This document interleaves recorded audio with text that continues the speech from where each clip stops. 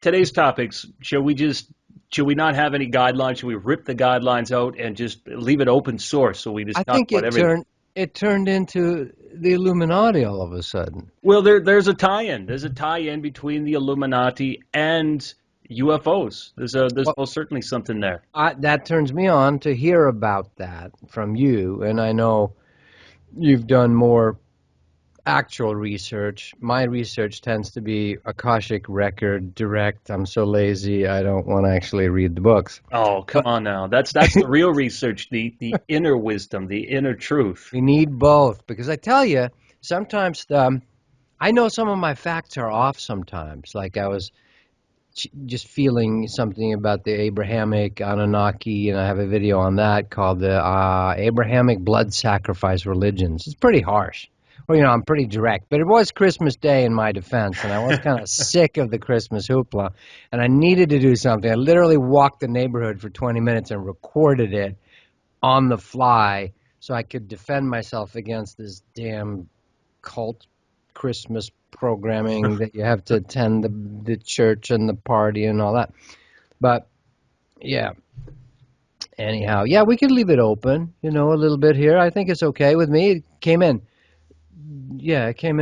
to do a little bit about the Illuminati. And if you've got a beautiful tie-in on that, that's really cool to hear. I've got Yeah. some of my personal experience. I can share some personal experience of talking to Saint Germain, who is one of the founding ascended masters of the Bavarian. Well, before that, the Adam Weishaupt thing you may know more about.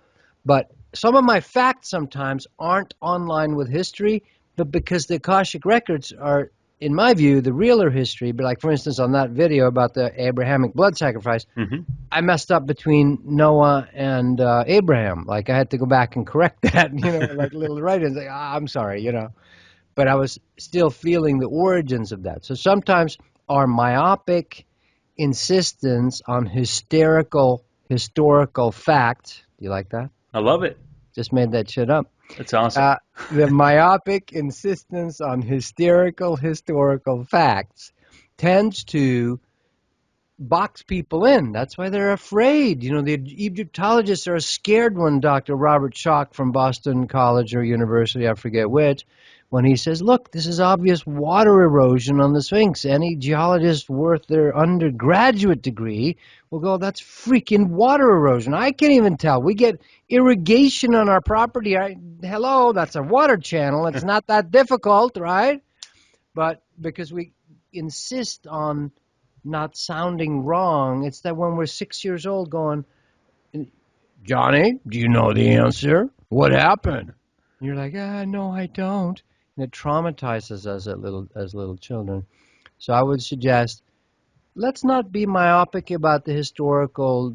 How many decibels can you memorize pi to? That's fucking insane. Get real. And one of my best friends growing up was like that mathematical nerd. Him and his buddies would outdo each other by memorizing pi. Right. So the approach here is to feel a little deeper. But the historical facts are important. That's our current understanding. And sometimes to keep it real, we want to do the facts as we know them as of today as well. I think they're both very important. Head in the clouds, but your feet on the ground. Yeah, at the beginning of this chat, we were talking about Jim Carrey being on Jimmy Kimmel, and he was doing the Illuminati sort of pyramid. He was using, Jay-Z's Rockefeller David. Yeah, that's right. I'd never seen it, but they with put his their tongue like that or something. That's it. The Illuminati. All the comedians are doing. He says that are on the inside secret society. So the idea with that is that there's so many people around the internet now saying, this rapper is Illuminati, this guy's Illuminati, and there's no doubt that there are powerful people that are in secret societies, and secret societies have done a lot of good on this planet, as well as they have, orchestrated major social changes as well. And so this idea with the Illuminati, I think, is greatly misunderstood who the Cabal is. But where there's a tie-in to the ETs, which was very interesting for me. Wait, don't leave that yet, Johnny. I was just going to say, let's say the Templars were a secret society. They were, obviously. Yeah, absolutely. But they had super information from they found under Solomon's temple I wouldn't label them evil, the Templars. They were trying to do money and honor the feminine, and they were Sophiactic. I can't make that up, but Sophia studying secret society. So this idea that just because it's a secret society, or even the Masons at certain levels, you cannot throw the baby out with the bathwater. You That's know, right. you got to separate. Okay, maybe there's some higher end when you reach the 33rd degree, but I'm not going to say Washington and Franklin and Jefferson. I love Jefferson. I'm not going to go, you're some satanic cult member because you were a 33rd degree Mason. That's just stupid. That's right. You know? There's a lot of brilliant people that are Masons. One of my favorite people of all time, one of the greatest philosophers in the 20th century, the great Manly Palmer Hall, Yeah, was Manly a Hall. 33rd degree Mason, and in my opinion, one of the greatest minds that gifted us philosophy and wisdom and knowledge and enlightenment in the 20th century. But you know what's very interesting about this, though? When I was down there investigating UFOs at Area 51, and you go to the Little Alien Inn, this little town called Rachel, and I started digging in, and I was, I haven't been there yet, you but yeah. gotta go. It's so close to you too, man. It's just a very close road trip. Get a $12 fly into Vegas if you don't want to drive all the way from Sedona. Get a $12 car and just make the 2 hour drive up into the desert. It's beautiful.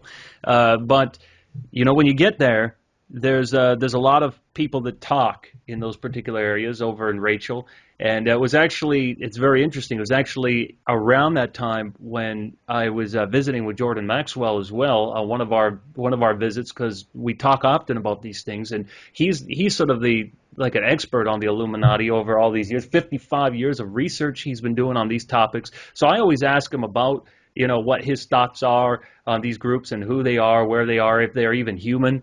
And what he told me, he said that he found out over the years by talking to his friends that owned the Little Alien Inn over at Area 51, by Area 51 at Rachel, and the people that came in. That there's actually been people that work on base that have said that the name Area 51 is very unique. It's very specific because there is no Area 49. There are 50. There's no Area 52. There's Area 51. They said, do you know where it comes from? And they said, well, where? They said it comes from Mayday. And Mayday, of course, is 0501. And Yeah. what was started on 0501, May 1st, 1776, but the Bavarian Illuminati by Adam Weisenhoff, who started it, and that's their sigil on the back of the American $1 bill, and you can see the symbolism all through it. And the Area 51, as a base, is on the 33rd parallel. So it's very, very interesting that there is all sorts of research and things being done there. And the government, our governments don't own that. That is its own separate entity. It's its own unit. It does some very top secretive things, and it's all underground. So, there's something that's very curious about that. It's very interesting. I want to say, just to reiterate, because the collective needs to hear this. So just because it's a secret society doesn't mean, like you said, that it's evil per se. Yes, there's some shit that goes on that's horrible, nasty, satanic, child murdering rituals. Sure. Bohemian Grove is a little creepy, definitely. Let's find out the details. But not all the members that go to Bohemian Grove know. And the lie or the truth is different at every level. So, okay, there may be some people that the Masons got corrupted, but the vast majority of Masons are like men's society trying to do something, to help fund things. And, you got to separate the baby from the bathwater. There are unconscious people that are in all these societies. And you can also say, when you reach a certain level, if you're not going to go farther down the left or the right-hand path, they will test you. And then they'll say, oh, you've reached the top. That happens in all these, right? In the Masons, for sure. Oh, 33rd, you've reached the top. No, I do believe there's some nasty shit that's connected to some of the ugliness and the dark side at the tops of some of the Masonic stuff. But there's actually, in a sense, choice. If the person is not interested in abandoning their particular religious belief and going into ancient mysteries that are sex-generating energies, they'll go, thank you, Jonny, Toby. You're fine. You've reached the top. You're now a fully vested member of XYZ society. in a sense, I would say ultimately your soul has to be open. Even, quote, the really evil dudes, which there are. Believe me, I just encountered a whole secret society I had to deal with etherically at our ayahuasca retreat 3 weeks ago down in Peru. And because it's upgrading me, I'm going to the next level. And basically they said, look, you're going to have to face the reality. Like, imagine the society that killed Bruce Lee. It's probably some black dragon, ancient oriental assassination society, whatever that is. Yes. That's what this felt like, that I was literally having to deal with, and it was my upgrade. Now, I also have a choice at that time. Do you want to join this path, the left-hand path, the right-hand path, whatever you want to call it, service to self, service to others? This is a necessary step. Everyone has to be tempted. So in a sense, in the game of duality polarity, you have to know about both sides. God knows all. Source, who creates all of it, allows the nastiest shenanigans possible to have the game of duality. In one sense, you could say. Well, what is God impotent and not able to stop stuff? If it's happening, it's obviously allowed by the Tao, by the universe, by the intelligent that created it. So how are you to argue with it? So I know that we're going big with this, but to remember, yes, just because it's a secret society, it's more nuanced than that. The surgeon's scalpel can obviously make a slip and cut your artery and, kill you, but it can also help get rid of some cells that you weren't paying attention to called cancer, and now you need to fix the emotional thing underneath it. But so just feel that. Don't throw the baby out with the bathwater, I'm not condemning Jefferson. I don't care what you say. Benjamin Franklin, I loved him. Yeah, the Hellfire Club in London.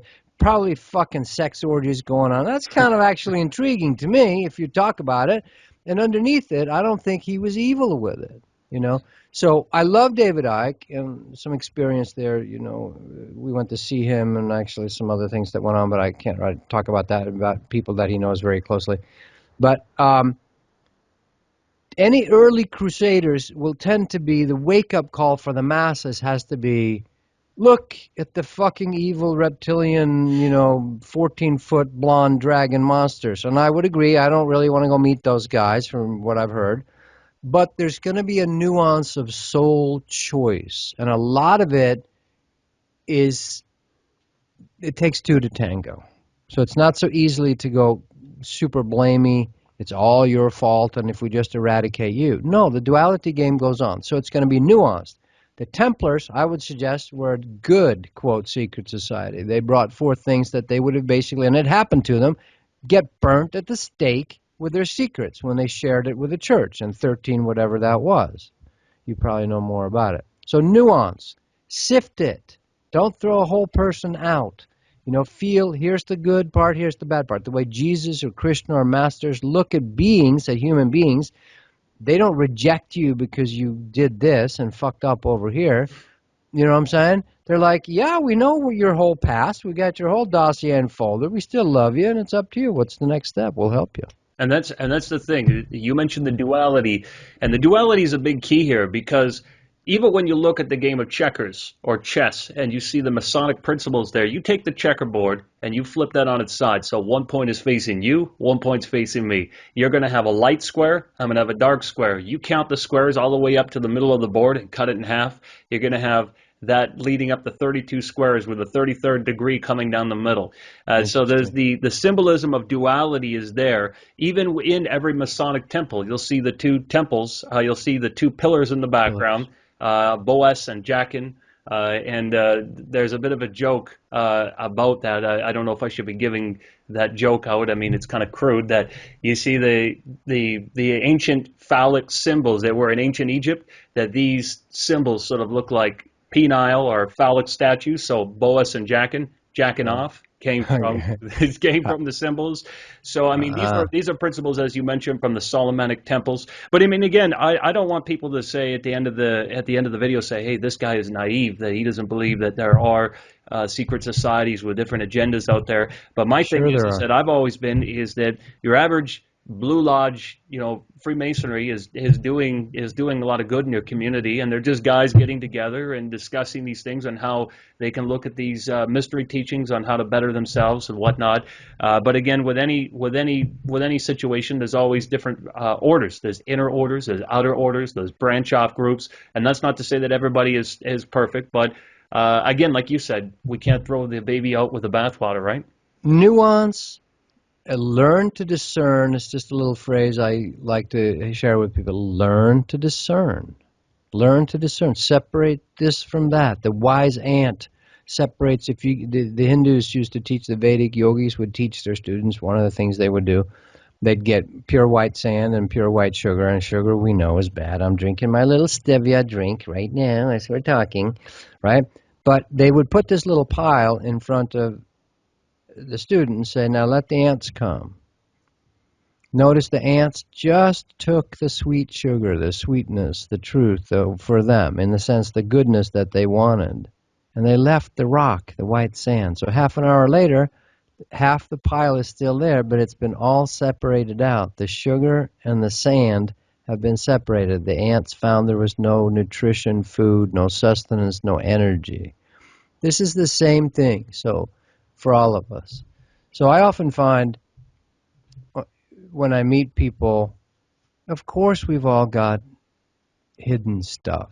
So instead of going willy-nilly into, we need to expose it. I'm fully on this. All my work is about this, fully exposing the keys to set the humans free. For me, the main teaching is about emotional freedom. And I was actually seeing this the other day, that the emotions are a activation energy. Imagine here's your soup and you're adding something that activates, like a yogurt starter. Here's your substrate, but you need to add the yogurt starter or the kombucha starter or the apple cider vinegar mother. You need to add that so it is an activator. Humans have the gift of a new frequency spectrum, a larger frequency spectrum of what's called emotions. The emotions are actually the yogurt starter of experience at a whole new level. This is why the humans are outstripping, or we're the new model. We've talked about this about ETs before, that we're going to actually be a bigger flavor for the galaxy because our emotions add more flavor. So I'm totally about healing the emotional body, because that is what gives us power. We know the transhumanism in the future, in my opinion, we're free to explore, but it turns into kind of really dead-end, horrible, mechanistic Terminator worlds that are very real. The little gray guys, like I told you last time, they are from the future. They're some of us. Or these machines that I just shared with you the other day, the Linda Moulton Howe. You might pop one of those pictures up on the video later, of those little floating invisible, if you got a chance to look at it, that showed up in 2007. These are actually from humans from 30 to 40,000 years in the future that are coming back to harvest DNA because they've run into trouble and they are not having viable physical bodies because they're going down the transhumanism path. So I'm very much about, no. Let's stay healthy, whole, connected by embracing and healing, holos, Greek holo, our emotions, our energy and motion. So I'm full on exposing misuse of that, whether it's the most horrible thing you can think of, which is satanic ritual child abuse in the basement of the Vatican. I'm totally into exposing this shit that needs to go off the planet. But we need to do it nuanced. Otherwise, we fall for psyop operations very easily. You're either with us or against us. You're either with us or against us. There's no nuance. There's no learning to discern there. And then people fall for stuff like, you know what I'm going to say next? The latest flat earth ridiculousness that NASA has put out. And that's a good example of, we're being warned. But anyway, we can. So I just want to point out, nuance, learning to discern, even when you're dealing with, instead of wanting to string up everyone in the royal family in the House of Windsor, it's not that easy. There's a mixture everywhere. Broad brushing is the mob killing everyone. Not a good idea. Well, you got to think about this right now. There's a lot of changes happening in the world. There are things happening on a massive scale. And there are many reasons for that. But if you ever question that there are secret societies out there and those with incredible positions of power, think about who is powerful enough to tell entire nations to back down and to go ahead and just go ahead and do something and to capitulate and just open up the floodgates to any certain agenda. Speaking of the royal family, there was a very interesting piece of coverage this year. I don't know if you were watching the news this year about some of the team that came in to give the Queen's Christmas message, and she said, enjoy your Christmas. And they had to re-record it, and she said, this might be your last real Christmas. And she had a very strange overtone that some of the staff was saying that they overheard her saying. But I don't think she actually said this may be your last real Christmas. Yeah, there was some, I'm just paraphrasing, but that was the general overtone. Now, there's a lot of the fear porn out there, and people are looking at, hey, is this the the end of the world as we know it? And I'm not one of those people that believes in giving into the fear. I believe that we can create a positive future. But the whole point is that when there are major changes happening in the world, and you got entire people pissed off about things like TPP, and they're going, the people are upset. Even when you went and look at New Zealand, you got the leader of New Zealand there with a giant dildo being thrown at his face, and it's definitely not a popular choice. But why are guys like that just saying, okay, well, we're going to try and pass this thing anyways, even though pretty much everybody doesn't want it? Who's powerful enough in the background to make these sort of giant decisions? I mean, these are huge things. So someone's pulling the strings. Absolutely. Now, most Americans won't know about the TPPI thing. I happen to just get a little glimpse of it because I work with English people, and it's a big deal in their media. But explain, that's a trade control thing, isn't it? Like overarching over countries? Yeah, you have the Trans-Pacific Partnership, and you have partnerships over there that basically what it does is that it makes the corporations have unlimited power, so that they only have to be held responsible for things in a small kangaroo court that's stacked in their favor. And then, pretty much they can sue you if you don't like their products or you don't like what they're doing. They have unlimited power to do whatever they like. And it sort of just, grows and expands out of hand. But again, there's an illusion that's perpetrated out there that people are not powerful, that you do not have this sort of the consciousness of the will or the energy to do something. And I think that we can. I think that we are, capable of all sorts of things. We're incredibly powerful people. Yeah. So I just posted a thing on Facebook and liked it. I guess it's from a movie called Ethos by I think a Dutch guy, or maybe Belgian. I'm not sure who made this movie where Woody Harrelson hosts, where he very succinctly in just 2 or 3 minutes basically said the people have the power. And I love reducing it to that. And then they took it off. Someone must have taken that snippet out of the movie. And it's a little frustrating. Come on, guys, it would spread your movie. It's a great message, but they claim copyright, it looks like, because they take it off of everybody who had virally posted it.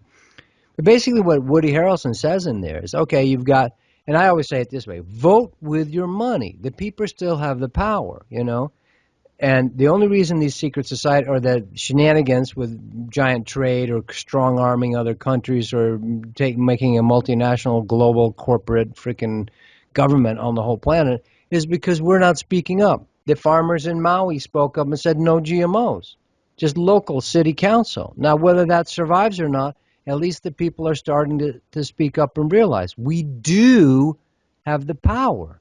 But as long as we're buying what they're selling on TV or what Monsanto's selling or what they're saying about how you have to raise your kids and educate your kids or what spiritual, we're the ones buying it. It cannot exist. If you don't buy the drugs, it can't happen. I mean, it takes two to tango. So I liked what Woody Harrelson was saying in there, basically, we still have the power. John Lennon says the same thing. Vote with your money, or if you don't want to do the money game, vote with where you spend your attention. Even better, right? People who still think follow the money, stupid. We always say that, right? Yeah. Who's in charge? Well, the money. So if people they feel powerless about voting, then buy stuff you want. They'll make more stuff of that. Don't buy from them. Make the choice. Ask at the restaurant, is this GMO corn? That's your power being taken back. You're deciding. But if the people are asleep, and they don't want to pay attention, yes, all kinds of shady. If you're not paying attention to your house, then you get all kinds of shady characters moving in and rats and stuff. You know what I mean? You gotta be present in your house. That's right. If you're not present, the cockroaches take over. So basically, it's really up to us. The people always have the power. The collective has the power. We're toying with death wish. So then we get the Illuminati genocide program because millions of us feel like, I'm not sure I want to live. This is horrible. And well, you want to know you want to see something really interesting. Something that Jordan Maxwell always reminds me of when we talk is there's a letter out that's been out for some time. And again, I'm not vouching for this letter. I'm not saying that I'm an expert on it or I know the veracity of it, but I will tell you that it's a very controversial letter. There's a letter from, you want to talk about the origins of the Illuminati, the successor of Weisenhoff and all that, the Italian revolutionary Mazzini.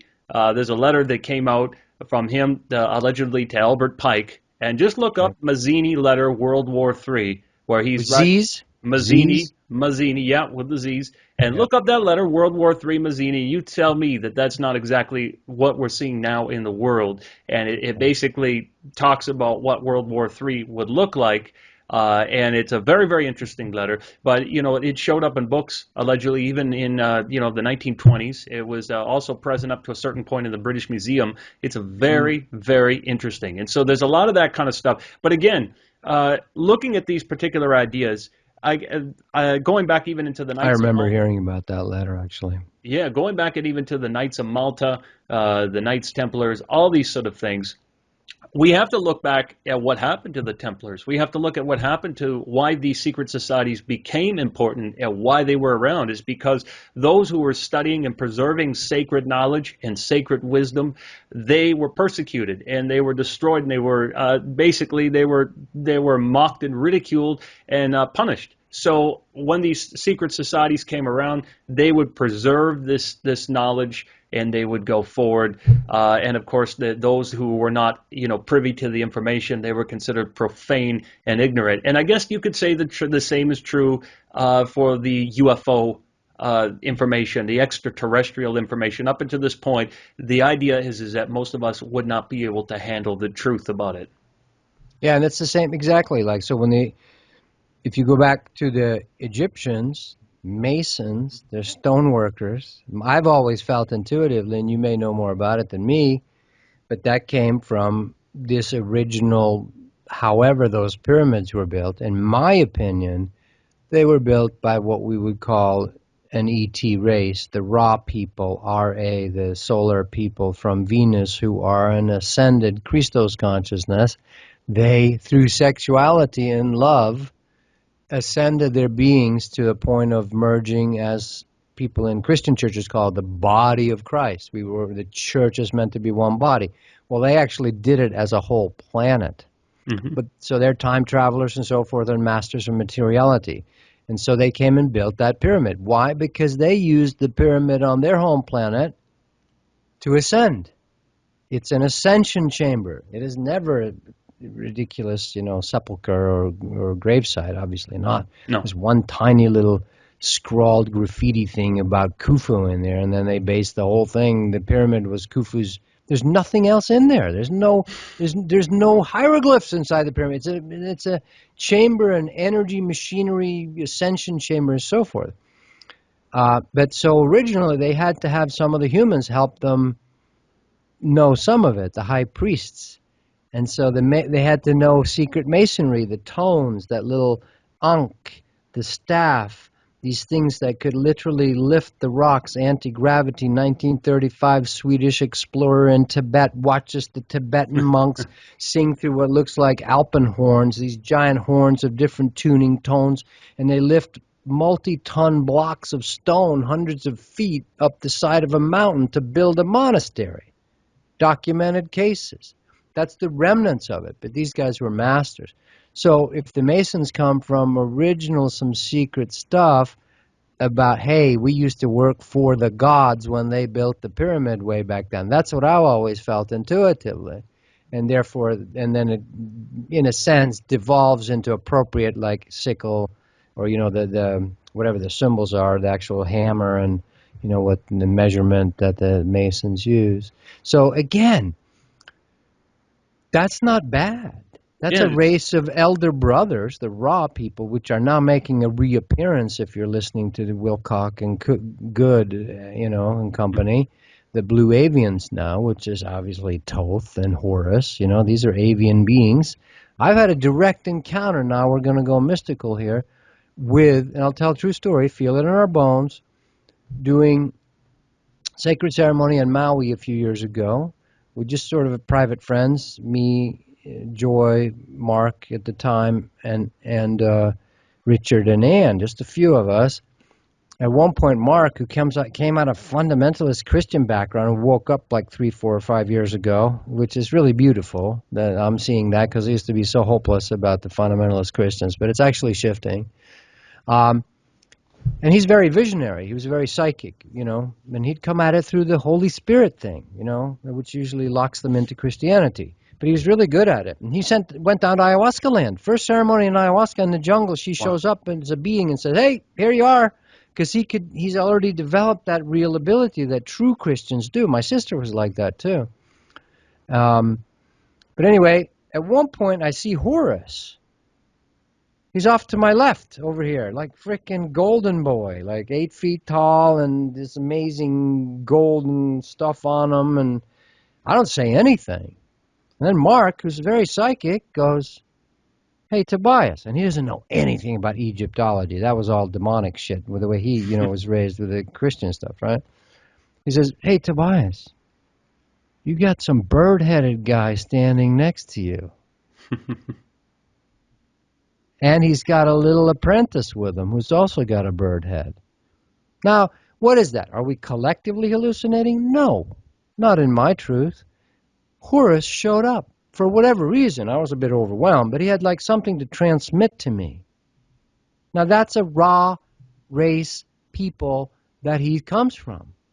And Thoth was the human that ascended on Atlantis, ibis-headed Thoth. Interesting, strange story. But so when they work with humans to help maintain or build or, the pyramid, they have to initiate them into being secret masons. That makes sense to me. So through the years, they try to hold on to that, but they couldn't tell everyone. We're not ready for the Promethean fire. Not everybody is. Think of it this way. You raising kids, 3-year-olds and 6-year-olds and 12-year-olds and 17-year-olds, they're at different levels. My puppies, I got 4 of them here. The 1.5-year-old needs to be treated differently than the 3-year-old and the 8-year-old. So we also need to disseminate information. God's source, himself, herself, itself, needs to disseminate information wisely to us. So not all humans are moving at the same speed. So Jesus had, if you read the Akashic records and some of Casey's stuff, Jesus had the 12 inner circle. He had 121 other disciples, and then the masses. He has to tell a different story at a different level. The truth is different at every level. And if you're misusing it, the lie is different at every level. that's it. And what's interesting about that? How the truth is given off in those scriptures was through speaking in parables, was through delivering it in these ways. And speaking of Thoth, Hermes Trismegistus, and these ideas of the builders, when we go into the Masonic ideals of Hiram Abiff, or the widow's son, and the builders of the Solomonic temples, and the mysteries of things that went forward, Eliphas Levi, the famous occultist, actually equated the widow's sons as building the 7 ancient wonders of the world. And that's where I think this ancient aliens idea is so interesting, because if you go into the ancient history of even India, before it became India, you get the Aryans and the idea of crossing over the area of the trans-Himalayan areas over into the Indo-Gangetic plains. There was the Dravidic peoples, and they were Sabinistic worshippers. They knew about the planets and all these ideas. Heck, in 2nd century Rome, never mind in 1610 when Galileo had a telescope, they knew in the statues that Saturn had chains or rings around it. They had this idea of the planets. They knew about celestial mechanics. And some people will say, well, in Peking or Beijing, China, there was a Jesuit sort of discovered and restored ancient astronomical, observatory there. But someone was walking amongst these ancients. Even in ancient India, we knew about the Trinity of Brahma, Vishnu, Shiva, the Upanishads, the Hindu scriptures, all this, that there was these great beings walking down amongst the planets. In Atlantis, all these ideas of ancient teachings. So the whole thing is hitting us in the face, all through these ancient teachings and religions and spiritual traditions. Hey, we're here. We're trying to get through to you. We're trying to teach you these spiritual ideas. There's pyramids on your planets. This is technology. But like you said, everybody's at different levels. And when they're waking up to it, they're going, okay, hey, ancient aliens, that woke me up. Hey, Tobias's video, that woke me up. So they're all waking up, right? And to accept this is what I'm learning. Part of what I know I'm on the planet for is because I've tried to wake people up too soon. You don't give your 3-year-old a flame torch and go, hey, we're going to dinner, have a good time. You know what I'm saying? That's it. And even the raw people, I know that's really far out. I understand that. I understand that's really bizarro world. What people, blue people with bird heads, Tobias, you done lost your freaking mind. I get that. But on a level they're learning too. They thought that their way of ascending on their planet through sexual energy raising kundalini and love, that surely they looked at brother planet Earth, which what are we, one away from Venus? I should know this stuff. But anyway, Venus is closer to the sun. And they said, hey, those earthlings are murdering each other and wiping our civilizations out. And, maybe we could go over there and help them. We'll just bring them. Maybe they'll think that having sex and fucking and enjoying it would be better than cutting each other's heads off and enslaving each other.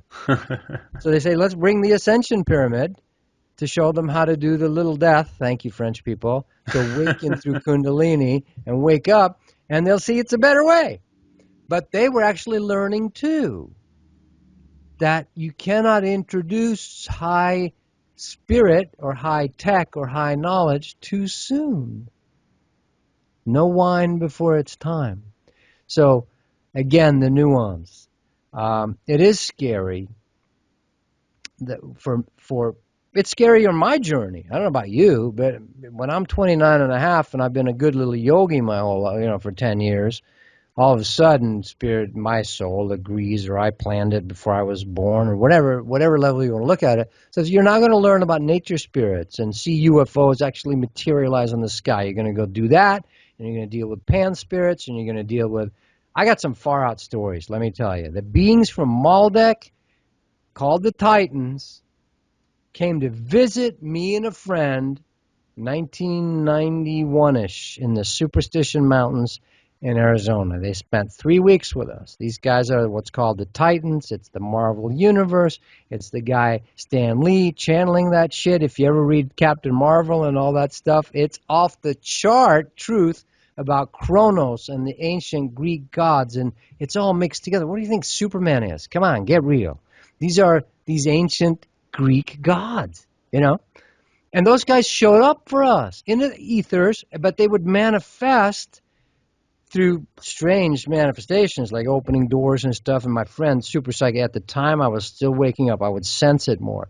They came to us to learn something. The Maldek people on the asteroid belt, that planet, some of them did turn into Yeti and the Bigfoot because they got so trapped in their soul things, which I love that's finally being confirmed. I remember feeling they were telling us this over 20 years ago. And I know it's a far-out story, but this stuff is real. And so all this is happening on the planet. At this point, we're going to have to join not just our own solar system history, but then there's a bigger thing. Most of that has been happening in the dark, meaning in denial, in the secret space program, in the dark fleet, as Corey Good is sharing with us, and the other variations of it. But until the people are ready, that's the only way it can happen. So in a sense, I don't blame anymore. Your anger is misplaced. Wake yourself up. Then you're ready to receive it. The water doesn't go, I shouldn't flow over there. Water comes in, it flows over there everywhere. It can go. It goes where it can go. The wisdom, there's nothing that will be withheld. When we make room in us, the water, the living waters, or whatever, knowing, has to flow in. So it's not about people holding it from you. Ultimately, you have the power. You're holding it from yourself. When you're ready to see it, what's that thing? The student's ready, the teacher shows up. Absolutely. That's All it, the man. time. You know Yeah. what? I think with that being said, a lot of the knowledge of what we think history is all about, what we think we're here for, all this information is going to change exponentially and grow over the next 10 years. People are going to learn a lot more about, our origins. For one, when we look at all these various cultures around the world, there's remnants and there's bits and pieces of a flood myth that have been there. And the Bible, of course, coming from the cuneiform tablets, from the ancient Sumerians, and a lot of the words that we get even in there from the Phoenicians and everything that have been come out and have been translated. For example, when we look in Genesis, the beginning of Genesis, we look at 1:2, Genesis 1:2, we see there's mentioning that, it's talking about God in Genesis. In the beginning, God created the heavens and the earth. But the truth is, in the entire Bible, there's only two mentionings of an all-encompassing, nebulous God. The mentionings in there are actually of the Elohim, and the Elohim are a plural. That's the part where it says, and they made us in their image, in our image, it says. So when we get into that, there's another very curious verse, and you can actually look this up in the Bullinger's Study Bible. In the Bullinger's Study Bible, or the Companion Bible that we have here, it's amazing for cross-referencing things, and has all the astrology in the Bible and the origins of the words. You look up the etymology. It mentions a very curious verse at the beginning of the Bible. And I love how Johnny just goes. Doesn't even really need to look. it's just there. It's Just this boom. one. So, Awesome. I reach for the books all day long. I'm an old-fashioned book guy. I like the digital books because they have an indexicality. You can search them, but I love the smell of books. I just love reading them. But in the Companion Bible, it mentions tohu and wabohu. Tohu wabohu, Christians will often say at the beginning of the Bible, they'll say, oh, that means that, it was a void and without form. Everything just was void and without form at that point. And the reality is that it's that same verse, that same piece is mentioned in Jeremiah, the 4th chapter of Jeremiah. I believe it's Jeremiah 4:6, when it's basically using it as destruction or waste and desolation. What it's saying is that the gods came after the civilization was destroyed, and they were recreating things and doing some genetic experimenting, and they were putting things together. So we have Atlantis. We had civilizations on this earth for millions, if not billions of years on this planet, doing things, as you've mentioned before, this ancient builder race technology and all kinds of stuff that have been there, which is absolutely fascinating. And that ties in right now to the very fascinating work that Mr. Graham Hancock is doing with stuff like, Magicians of the Gods and Fingerprints of the Gods. There's stuff right now coming out that's just going to keep blowing people's minds because it's so fucking incredible that we have to open our eyes and really pay attention. Antediluvian. Yep. Diluvian Or the comes flood. from the deluge. Ante is the same as an anteroom. It's not anti against. It means before. Antediluvian, prior to the flood. Exactly. That's right. Yeah. Plus, I always help to explain to people, look, Moses had to write that stuff. These people that he was helping to get out, thank you. God is so sweet. The universe is so sweet. It helps us before we deserve help, really. If you want to do a personal relationship with the universe. So Moses is going to help. They're all bitching and complaining. Where are you taking us? You're freaking lost. You're an idiot. And every step of the way, his people are basically against him. Imagine being illiterate for hundreds of years. Just feel that for a minute. We don't even know who our great-grandfather was. Most of us today. Well, imagine a few hundred years back. You have no clue. And you didn't have any books. So here's Moses, who's a high priest, initiate. He's found in the reeds, and all that. And he gets raised inside Pharaoh, who, even though it's at the fallen end of Egypt, they still have some secret initiations. Moses went through the secret initiations in the pyramid. He dies, comes back to life, resurrected, second birth. That's where all that comes from. And now he knows all the initiate mysteries. Not only intuitively, but he's learned it from the ancient Library of Alexandria, all those emerald tablets and the hidden shit, stuff that we don't know about even now today.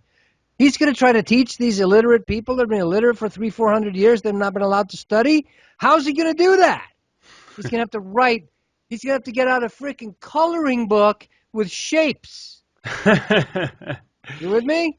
I'm exaggerating, but just so people get it. So the Bible has to be way, way watered down and try to restart a dead culture, basically. That's it. That they need to karmically resurrect so they can fulfill and live out their particular life. And I'm not particularly, my soul's not drawn to the Mesopotamian mess. I just am not. Someone asked me the other day, what do you think about the Talmud? And I basically said, well, I'm not qualified to speak on it, but I can tell you this, I don't feel innocence, and I feel hierarchy, patriarchy. That's what I feel with all that Sumerian stuff. Now, I'm not saying it's wrong. I'm just saying Tobias' soul, I've been more like the crazy child. Like, I just want love and play and fun and insight. But my origins on Earth are more like Pan spirit. The little guys with the horns, let's have a good time, instead of scholar. So we're all different. I want to just bring into that a little bit too. Earth, we are a melting pot.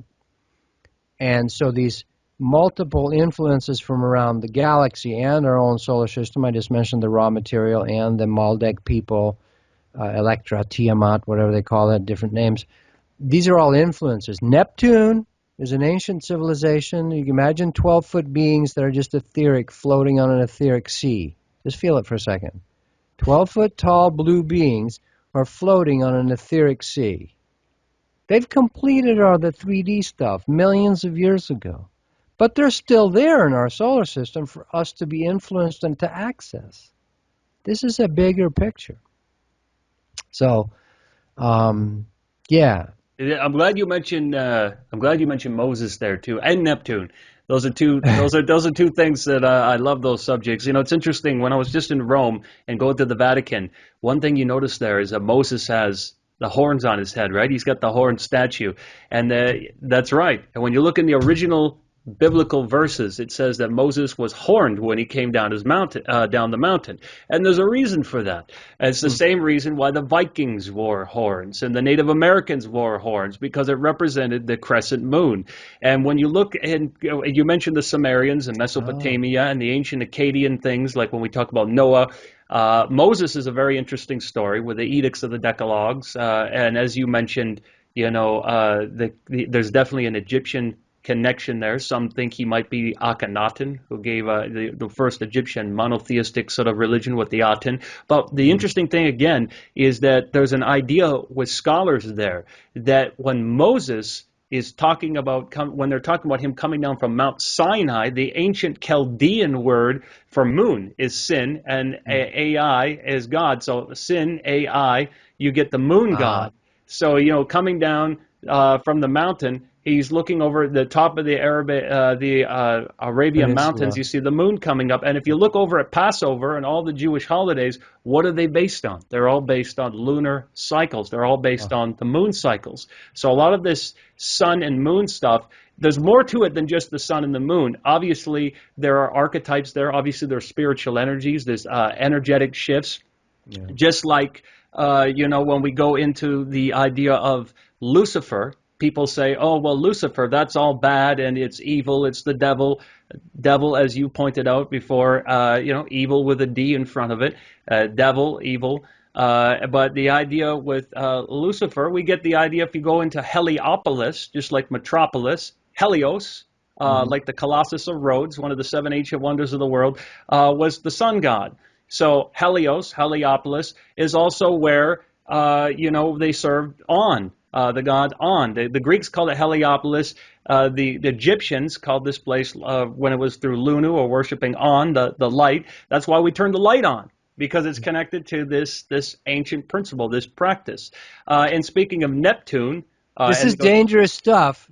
We understand we set ourselves up for a conspiracy, that thing that when Jim Carrey's trying to joke about on Jimmy Kimmel, it's pretty cool in a way. Then people will actually assume Jim has to be in the Illuminati. And this is, again, learning to discern. Like, You just going like this, Johnny, earlier, just a second Yeah, this ago? is secret sigil. Oh, my God. This is like 666 according to the conspiracy, I'm sorry, nutty, over porn, fear porn addicts, right? There's an ancient mudra and ancient, just like Balinese dancers do That's all right. the, with their hands, These are energy patterns. This is spiritual physics, and gang signs too, That can be, you can use it for good or bad. It's all, but ancient mudra, I forget what it's called, I'd have to look it up. But this is the over fear porn when we get stuck, when people do certain symbols. All symbols, things can be used for assistance. Again, the surgeon's scalpel. If you don't know what he's doing and you see your daddy or the surgeon pulling out the scalpel and cutting open your father, you will swear up and down in court, he murdered my father, right? So when people see things from the outside and don't know the behind the scenes stuff, and this happens to masters like Babaji or anybody, a real master, it can look like they're being harsh, according to the old programming, but they're actually upgrading that soul. There's a famous teacher, Nityananda, who was part of Muktananda's, this yogic tradition here in the U.S., he used to not even talk to people. He just throw things at them and yell at them. Now, from the Western point of view, we go, well, that's not right. He's not being nice. He's not encouraging the children to be. You can be anything you want when you grow up. What have we done with that? We coddled the whole freaking generation of kids that got spoiled, right? On one level. Overdoing that. Yes, it's true. Punishing is not so good. Only punishing, only encouraging, keeping it real. Get real to heal. Keeping it somewhere in that razor's edge of being real with what's actually going on. So you got to look deeper than what appearances' sake are. Like that beautiful movie lately about the drummer a couple years ago. The main guy won an Oscar for it. He was so harsh on the kid, right? But underneath it, you realize later that was his way of pushing him. Is that wrong? That's for you to decide. Do you know what's absolutely interesting about that too, about the hand gestures, is that in palm reading, as well as in magic and going into the Golden Dawn and all these different traditions, each one of these fingers, every area of the body has an astrological coordinates. But the pinky would be Mercury, then we'd go to Apollo, Saturn, Jupiter, Venus. Of course, when you give someone the finger, You that is just fed the whole Saturnian black box cult that's right. giant That's why info. when you're Of going, course it's the fuck you finger. well, the fuck you finger is actually giving someone Saturnal energy. You're giving them Yeah. Saturn energy, so that's where that sort of comes into the picture. But really quickly, when we go into Neptune, Nimrod, or Dagon, the mitre, the Pope hat is the hat that he wears, little fish hat, is to this particular energy. So all of these things are drenched all around us, even into our days of the week, to the months that we have, like January or Janus, the god that looks both ways. It's all around us. It's right in our face, and we don't realize it. Thor's day is, of course, my day. Exactly, Thor. Thursday. Exactly. So Johnny and I are throwing a lot in here for you to deconstruct. The whole overarching thing we're feeling with it is symbology is symbology. Your intention matters. If you take something like the Saturnian energy and you've decided this is wrong, it's not wrong. This is the ward off evil mudra. In ancient Hindu, Vedic, ward off evil. And when the metal people come up with it, Ronnie James Dio say, hey, I just saw my grandma do that stuff, and she'd speak Italian when she wanted to ward off evil. And everyone goes, oh, it's the horns of the devil. We're going to have to learn to discern. And that's just this time on earth. It's all coming out. It's the age of apocalypse. Apocalypse is a Greek word meaning full divine revelation, the book of revealing things. All things have to surface. You boil butter, the black shit rises to the top. This is the time that's going to be happening personally for people. Your awakening process. I work with people every day that are having massive awakenings, which can be scary. They will have loss of time. Woman in Australia said, I have a Hindu goddess showing up in my house. My sister's the weird one. She's into all this yoga crap. I don't want to do any of that.